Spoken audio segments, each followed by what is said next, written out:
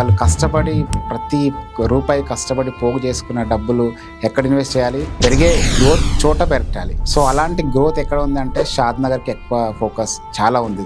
ఎందుకంటే ఏ గవర్నమెంట్తో సంబంధం లేకుండా ఎప్పటికప్పుడు తన రూట్ మార్చుకుంటూ వెళ్తుంది షాద్ నగర్. సరే, అయితే మీ వీడియోస్లో కానీ మీరు కానీ పర్సనల్గా కూడా మీరు చాలా మటుకు షాద్ నగర్ హైవేని బాగా హైలైట్ చేస్తారు. అంటే అంత స్పెషాలిటీ ఏంటి సార్ షాద్ నగర్ హైవేకి? గచ్చిబౌలి నానక్రామ్ గుడిలో 25 years 30 years బ్యాక్ ఇన్వెస్ట్ చేసే వాళ్ళకి ఈరోజు లాభాలు ఎలా పొందుతున్నారో, ఎలా తీసుకుంటున్నారో, అక్కడ ఇన్వెస్ట్ చేసే వాళ్ళు కూడా సేమ్ అలాంటి డబ్బులు తీసుకునే అవకాశం ఉంటుంది షాద్ నగర్ ఇన్వెస్ట్ చేసే వాళ్ళకి. అలాగే సినిమా ఇండస్ట్రీకి సంబంధించిన వాళ్ళకి చాలా మంది ల్యాండ్స్ ఉన్నాయి అక్కడ డాక్టర్స్, అలాగే అడ్వకేట్స్ అండ్ పొలిటీషియన్స్ వాళ్ళ ల్యాండ్స్ ఎక్కువ ఉండడం వల్ల ఆ ఏరియా అనేది మొత్తం ఫామ్ హౌస్ తో ఫుల్ అయిపోయింది. అక్కడ ఇన్వెస్టర్స్ చాలా మంది మొగ్గు చూపుతున్నారు అక్కడ.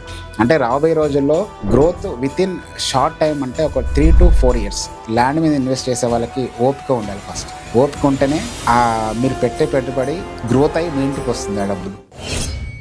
నమస్తే, welcome to 3D real estate.